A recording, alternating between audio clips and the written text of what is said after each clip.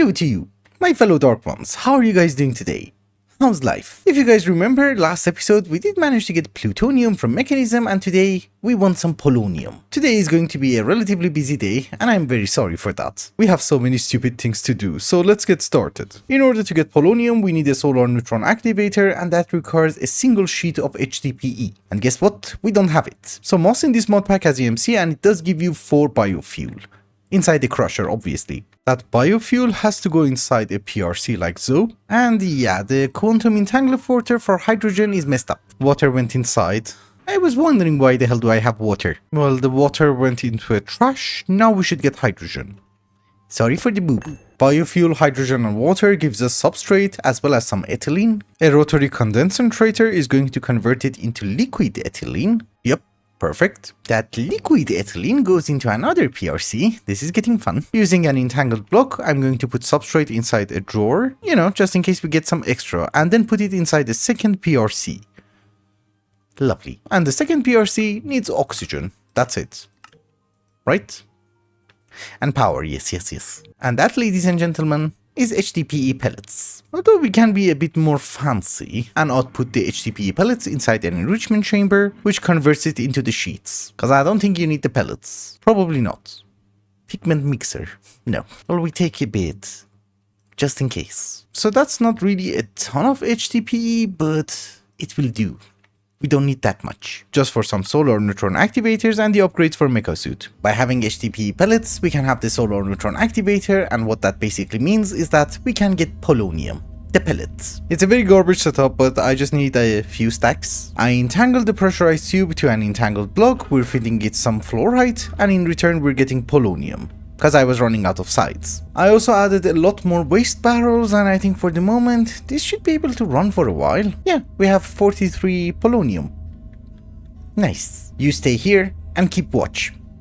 Good. Today I also want to work on ore processing, and for that I need the QIO network. I like the QIO network. Don't judge me. Obviously we can make the 16,000 drive, which is garbage. We can go to 128,000, which is 1 million. Is good. The 16 billion is really not gonna happen. We need antimatter for that. Can we even make this one? Oh yeah, that's good. It needs 16 polonium.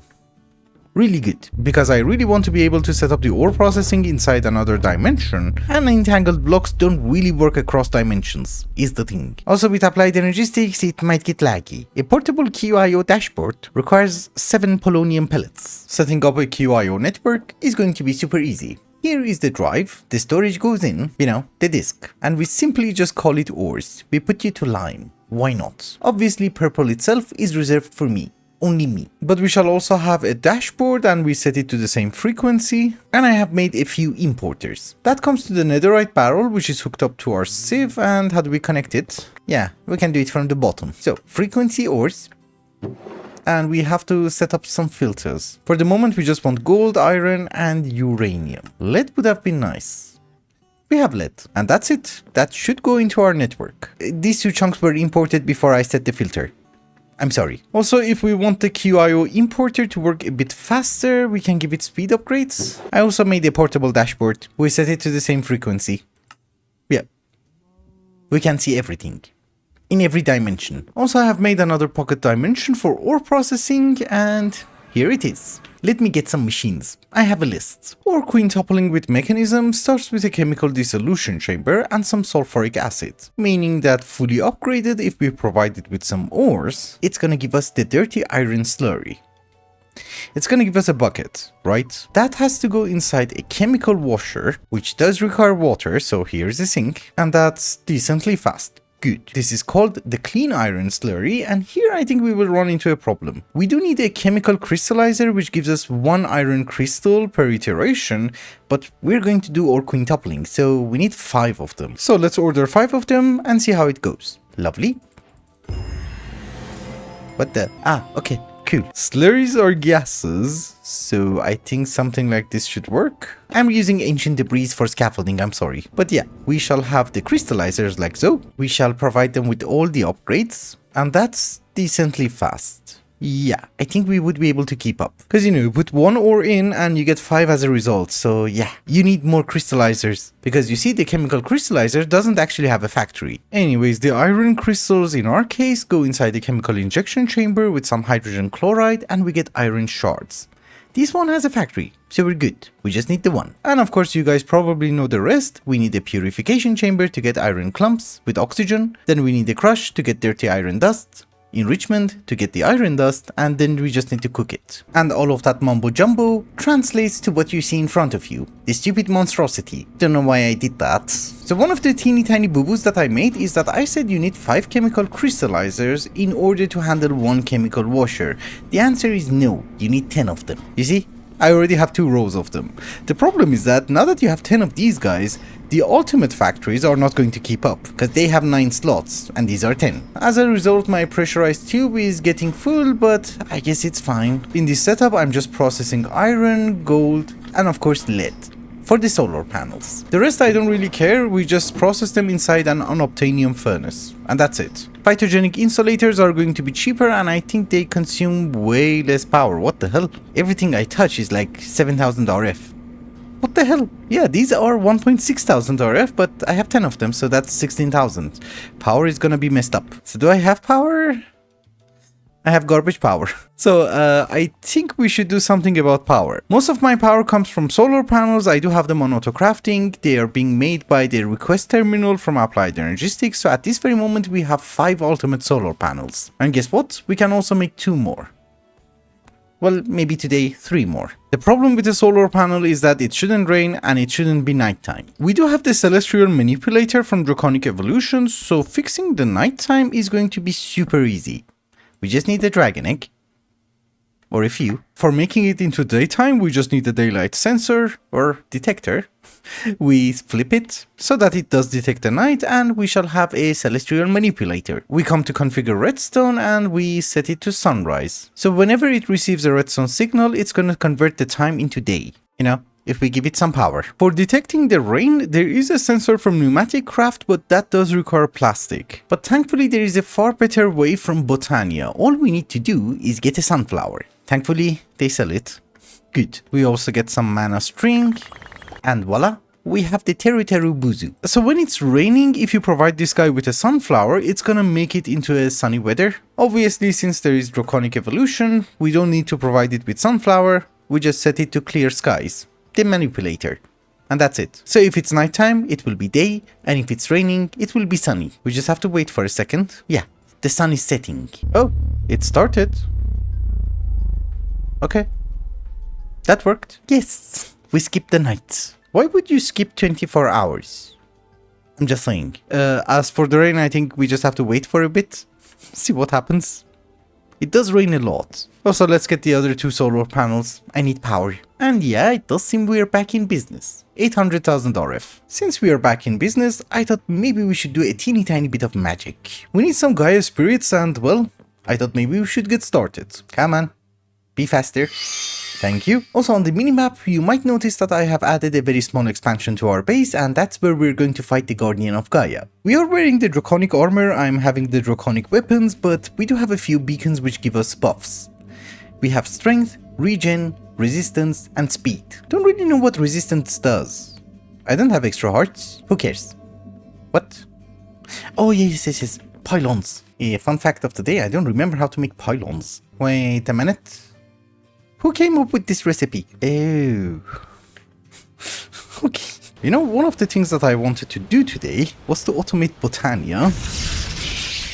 Seems we have to do it a bit earlier, because I'm not crafting all the runes. I'm lazy. Let me see how I want to do that. I wanted to clean up our Botania area. If we want to start automating Botania, we need to start from scratch. So, I do have an Applied Energistics connection over here. And the first thing that we're going to automate is going to be the Pure Daisy. So normally automating a Pure Daisy is not that difficult. You can use annihilation planes and formation planes, and there are a few tricks, but in this mod pack we have the active formation plane. I have ordered 16 of them. I think the difference between the active formation plane and the normal formation plane is that, well, the active one continuously places down the block. And if you guys remember with the normal ones, yeah, everything had to go through the system. So for example, right now I have 2 million oak, but that doesn't really count with the normal formation plane. It only counts the additional oak which goes through the system. But yeah, that's easy. Anywho, the annihilation plane, I think it's still the same, meaning that it doesn't have a filter. Nope, that's fine. So here's what we're going to do. We're going to have a pure daisy in the center that's going to convert the oak log into living wood. The annihilation plane, although it's not hooked up at this very moment, is going to pick up everything which is in front of it. But we just want the living wood. So we need to make sure that the annihilation plane is not really connected to our main system and doesn't have any space for oak logs. And it only has space for living wood. So here's what we're going to do. I have put a controller over here and it does have power because we're going to use more than 8 channels. And then we're going to have a storage bus right over here and a drawer. Does it work? Yep. Okay. You see the problem. I shouldn't have done that. Dude, just wait a second. Yep. Now it doesn't have space. However, we also need to have access to this drawer, so here's what we're going to do. We're going to have a few cables and anchors and one more storage bus like so. It's going to be super compact and I really like it. Oh, and by the way, the reason I have anchors over here is that we need one more layer of annihilation planes, and I was kind of limited on channels. The formation planes are connected to the purple smart cable going into our system, and annihilation planes are connected to the blue smart cable, which is an independent system. So we will always have access to living rock and living wood, is the point. I just have to set the filters for the formation planes and then we should be good to go. Making living rock and living wood is incredibly slow, so I'm not that picky. It can work constantly. What do you sell? Come on. In any case, ladies and gentlemen, that is the automation for living rock and living wood. And now we need to automate the runic altar. Items have to be dropped on the runic altar and, well, you can basically drop anything that you want and it will just float. I dropped an invisible item, I'm sorry. Yeah. Logs, for example. Dropping the items will be done through an open crate, but there are a few things. First off, let's get a rune of fire. The pattern is inside here, so I got the items. Now, the runic altar is going to emit a comparator signal whenever it's crafting. So if I drop the items on top, like so, redstone signal of 1. Once the craft is finished, it's redstone signal of 2. That is very important, because with redstone signal of 1, we should be able to lock the open crate so that it doesn't drop another rune, and with the signal of 2, we should be able to activate some sort of a wand of the forest with a dispenser underneath to get the rune itself. I just told you all of that, but I don't really know how to do that. I have done that in the past, it's just that I don't remember. Me has a garbage memory, you should know that. And obviously also beautiful eyes, so yeah. So first things first, we don't really want to pick up anything, so let's have one of these. This location normalization field projector, so that, you know, when I drop items, I don't pick them up accidentally. Okay, so I made an ME extended pattern provider because we have a lot of ruins. We don't need them constantly, but we do need a lot of them. Then I do have a barrel, which the pattern provider is going to put the items that we need in order to craft the rune inside this barrel. And the pattern provider is on blocking mode, so whenever there is a pattern inside this barrel, it's not going to push more items. Then we have an item pipe with an advanced pipe upgrade, which we are going to set it to off when powered, so that one recipe goes inside the open crate, the other recipe stays here. I think that should work. I also have 2 redstone links and a comparator, with the runic altar obviously, and let us order a rune of fire and see if everything works according to plan. Actually, let's order, I don't know, 3? Yeah, okay, that's the first one. You're dropping more. Jerk, didn't you turn it off? Okay, there's something wrong with the pipe. On when powered? Ah, okay. It should be on when powered. Let's try this again. I think there's something wrong with this stupid pipe. Oh, you know what? Wrong channel on the link. So now it should drop 1 set of items. Okay, that's good. Yeah. 2 living rock. There's a delay. Well, technically speaking, the problem that I had is actually not a big deal. You see, I already crafted 4 runes of fire. Let's order 2 more sets. We're missing netherwort. Have you seen my amazing automatic netherwort farm? It works great. Let's try this again. We're going to order 2 sets, right? Like so. The items are going to be dropped. We get an extra living rock, which is not a problem, because the moment we collect it, like so, it's gonna craft the other set and it already has the living rock. And yes, I do have an advanced item collector because this one accepts filters. I think we don't have to be picky, that's good. As long as the first item on the list is a living rock we don't have a problem. I have set up all the patterns for all the basic ruins from Botania. We do have a dispenser with a wand of the forest and a hovering hourglass with 5 sand. So every 5 seconds it's going to activate the dispenser and it will activate the runic altar with the wand of the forest. So let's see if it actually works. I don't have all the ingredients for every single rune on auto crafting, so this could be problematic. That is problematic already, because you see the rune of spring requires the rune of fire and the rune of water, and the advanced item collector that I have is going to pick those runes up, you know, before they land. It's too good. I don't really know why I was thinking so complicated. All we need is a stupid hopper hawk, an inventory so that it will output the items inside, which in our case is an ender chest, an item frame, and living rock. Also, we have to change the mode, so function mode. So at this very moment, the hopper hawk is going to pick up only items in the frame, which is a living rock. So now it will be blacklisted, pick up only items not in the item frame. I think that's it. So let's get ourselves a rune of spring. That works. It's not picking up the living rock, and that's what we want. Perfect. So for making Alf Steel, we need a rune of pride, then we need the rune of Asgard. And the rune of Asgard requires the Bifrost. Fine by me. And let's see if I can make a rune of Asgard. We have all the items, that's good. That should be the rune of pride. Hopefully. Takes time. It's a garbage mana spreader. I'm sorry. Although I can put it closer. That should be the rune of Asgard. Perfect. We're good. Any second? Lovely. If you're doing this with refined storage, the pattern provider, the crafter or whatever can be controlled by redstone. This one cannot. Although there is a redstone card, import bus, export bus, no. So yeah, this is the way. If I have not done anything wrong, here is the mana infuser from Mythic Botany, and that is what's going to give us Alf Steel. I think it also needs a dominant spark. Yeah. Let's get one. So I'm not exactly sure how we are going to set up everything in Botania, and I'm not really sure how this stupid altar is going to work. So for the moment, this is going to be a temporary setup. I do understand that we need way more mana, so let's get 2 extra mana pools. Like so. That one has a recessive augment, so it will fill in these mana pools. Probably a nether star is a good idea. So we place you down, and for the moment I'm just gonna put the altar over here. Then we will move it, don't you worry. The spark goes on top, and we need a dominant augment. Does need a 1.5 mana pools, so it's quite a bit. That's not 1.5 mana pools, is it? No, that's just the one. Once we get some Gaia spirits, everything is going to work amazingly fast. But at this very moment, it's just garbage. Well, let's craft and see if it works. What can go wrong? The only thing is that it might take a bit longer. That's a lot of mana, dude. And we're out of mana. I have my band. Let's use the band. We help it a bit. Oh, come on. That stupid hopper hawk. Come on. I don't have that much mana. Please. Yes. We have it. So we needed the Alf Steel because we need to make the Alf Steel pylon and then use it in order to make the Gaia pylon. So how many do we need? Just the one? All this work just to make a pylon. But yeah, we finally have it. We do have enough Terra Steel nuggets in order to make a Terra Steel ingot, and I have set up the pylons. Let's see if it works. It did. And I'm not ready. Any apples? Yeah, emerald apple. That should be fine. I don't get withered. That's nice. I do. Well, there is a witherless rose. That should help. One day. I just hate the mobs. That's the worst part. They're just annoying. Come on.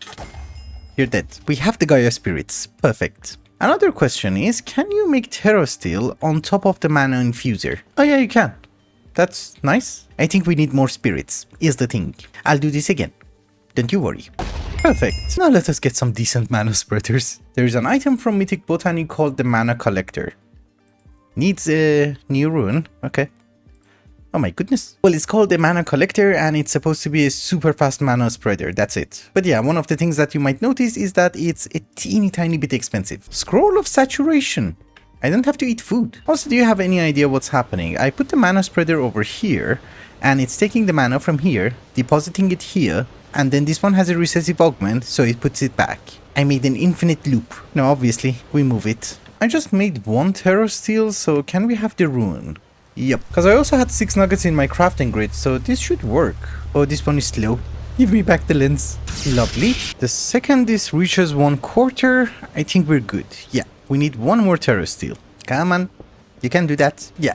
we have it. And one mana collector. Place down the mana collector. Are you gonna work any faster? Into the spark network.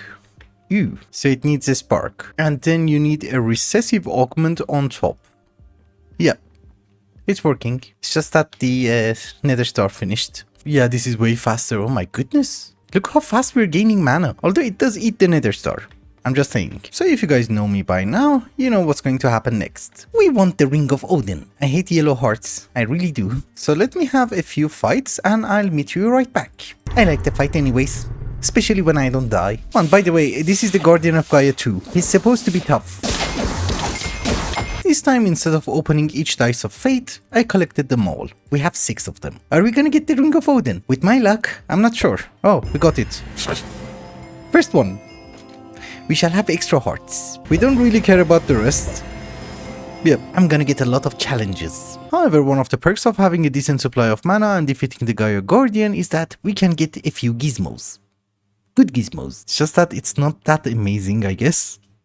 Okay, we got it. So first things first, we're upgrading our Band of Mana to the Greater Band of Mana. Then it does need a smithing template in order to get the Greatest Band of Mana. Okay, how do you get this? Okay, seems we have to find it. Well, at least on a very positive note, I can upgrade my sash. I can run way faster. I love this. We can also get fancy armor. And yes, without the smithing template, for the moment, I'm just gonna be green. Although it does match my eyes, this is an ultra vector plate. Did you know that? It's nice. I swear to all the gods, I had no idea it does that. Trust me, I never lie. So my dearest Baron Fluffy Man, I'm sorry for your loss. He also asked for my eyes. Unfortunately, they're mesmerizing. So it could be a distraction. You can have my third eye. It blinks too. My dearest friend Lord Matkar required a grave with a person underneath. Oops, there was a hole. I didn't see that. Welcome to hell. Next, we shall have Fallen Cubit with an Ankh Charm. It doesn't rotate, is the thing. What if we place it like that? Nah, there is something called an item frame. Yeah, we also had another request from IV and Zenny. Apparently they wanted to be buried together. Lord Amin the Great wanted to be buried with witch water. I am very sorry this is random, but the other places are not that thick. Unfortunately for today, I'm out of essence of the undeath. We will continue with the graveyard next episode. But before wrapping up today's episode, there are a few things that I want to do. One of them is that I have been opening my wireless crafting terminal and I noticed this. This looks like a quantum entangled singularity. If you didn't know, my wireless technology doesn't work in the pocket dimensions. So I was wondering if this is like an infinity booster card. We put one in the quantum link chamber and you know, one over here, and it doesn't really matter where we go to Brian, the fluid. Does it work? No. So I did manage to make it work across dimensions. The thing is, yes, you do need the quantum entangled singularity also in a quantum ring, but you also need the quantum breach card. I didn't know that, and it wasn't written anywhere, I just found the card. Anyways, that part is good. Another thing is that eventually we have to make something called the Oldemont Star. I'm not really sure if I want to make 18 of them or not, because there's nothing to do with them. And even last time that we made them, we only used 2. True, I made the bee and we had millions of them, but yeah. In any case, I thought every episode we try to make a few pieces. This time we're going to go with the easiest one, the pulsating black hole. Not only it took a lot of patterns, but it's also not the easiest one. So if we want to make 2 Oldemont stars, we need 18 of them. I can't even make the one. So cobblestone is going to be relatively easy. We just need 2 cobblestone generators. And you know, we put an ender chest on top. That should give me cobblestone. I don't know how fast. We might need a bit more. We will see. Another useful thing that we have in this mod pack are translocators. Do you have any idea why they are useful? I will show you. Because the thing is, I'm actually producing a ton of items, but I'm not importing it into our system. For example, gravel. So we just activate the translocator and we give you 1 glowstone, I think. Yeah, that's a ton of gravel. Well, to be honest with you, it's 1,000,000 to be exact. We also have the sand. I do the same thing. Another thing that you might notice is that the importation of items is very garbage. You see, the ender chest is full. And to avoid using channels, we're going to use a dislocator again. That should help. Yeah, a bit. Remember, I do have import buses too. Although, yeah, we have another spot. I hate working on top of the void, especially when you have to sneak and right click. But yeah, that helps. A lot. Still, that doesn't really change the fact that I'm missing 360,000 iron just for 1 pulsating black hole. I fell into witch water. but maybe there's a better solution. Aha, so the ore quintupling system. You might notice that all of the pressurized tubes were full. That was 10 million millibuckets of the slurries. That's 100,000 ingots. I think? Maybe 10,000 ingots. Which is perfectly fine, we don't need them. Takes longer to process. So ore quintupling, all of these things were fine, they were nice to do, but nothing beats the phytogenic insulator. And trust me, I really hate to admit that. I placed them all down manually. It's like I'm ripping out my heart. This took a few hours. But you should remember, ladies and gentlemen, there is a difference between making one Aldemod star and 18. I'm not even sure if I want to make the 18, but yeah, we want to be prepared. You see, even the unobtainium furnace is faster. Because if you look closer, you might notice that I have almost 200,000 gold and 200,000 iron in my QIO network. I can get ores fast enough, I don't need to quintuple them. Let me get phytogenic insulators. I can do it from here. I'm not gonna lie to you, it took a while. And what you see in front of you is a set of 90 phytogenic insulators. Plus 6 crafters, so we're using 64 channels and half a stack of channels. These machines are going to produce us lead for the solar panels, gold for the pulsating black hole, lapis obviously for the solar panels, iron, redstone, and steel. And I think this is a way faster method than what we were doing. So how much iron are we gaining at this very moment? That's good. It's like 100 per second. Well, that's really good. However, remember that we also have sieves. So let us get an extra unobtainium furnace and somehow try to process them as well. So the unobtainium furnace can accept ores really fast, but auto extraction is not as fast as you would think. Therefore, instead of enabling auto output, we're going to use translocators. I think that's faster. We will see. I love translocators. They're so nice. So we give you some power. And how do you work? So this guy is not exporting fast enough, which I'm assuming it's because you don't have a speed upgrade? Yeah, that was it. That is a far better rate for iron. And it's incredibly fast. I still have around 100,000 ores, and as long as we have ores, that's how fast we're getting iron. It's a few stacks per second. And now we're just missing 35,000 iron, okay. For the first pulsating black hole. I think this was a way better solution. Another thing is, I received a suggestion regarding dank null, you know, for bulk storage. Let me try to get a decent dank null, I'll be right back. All we need is a dank 7 and a docking station. So apparently the dank 7 can hold 2.1 million items and it gives you a nice variety of items. So everything that we have a ton of which does not have a drawer shall go inside that. Well, from now on, I'm not really gonna change the past. Over at this side of our base, next to the graveyard, we're going to have our brand new storage. So for the stupid tank to work, what we're going to do is that we're going to have a storage bus. A very high priority. And we put the docking station on top with the tank inside. Yep, it's filling in. Oh my goodness, that's fast. Holy! That is a ton of storage, but I have also made some traditional storage in the form of drives. And I have already ordered 160 256k ME item storage cells. You know, that should fill them in. They do have a lower priority and they should deal with the things that I forgot to filter, hopefully. That's actually a ton of storage cells. Yeah, I would say this is neat, clean, and nice. But this was an amazing tip. Thank you. I didn't know how to lock the frequency. This is why for the moment I have a few bricks. Later on I'll probably figure it out. Anyways, over at our sieve there is an additional problem. I'm getting too much deep slate. That's already like 1 million and I have 4.8 million. So what if we put you to furthest first and then I don't know, put a trash can here? Will you get rid of them? Because every time that I'm sieving deep slate, I'm actually getting more deep slate. Yeah, you see, the moment I'm losing it, it's coming back.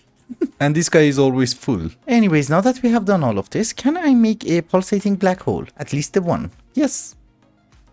Good. Make me one. 17 more to go. Also, I would assume this is going to be relatively fast. It takes around 14 minutes to make a pulsating black hole. It's not that bad. Of course, if you have all the resources. Otherwise, let's say an hour. We have it. The first one. Again, 17 more to go. But we can also have 2 ultimate solar panels. And very soon I can have an extra one. Oh, you're done. Thank you. I have removed most of the mechanism machines, so power should not be an issue, but it's always good to have more power. Especially if it's purple. 2.3 million RF. Nice. But with that, ladies and gentlemen, I think it's also a good time to wrap up the episode. Thank you so much for watching, and I hope you enjoyed it. Till the next one. Bye bye.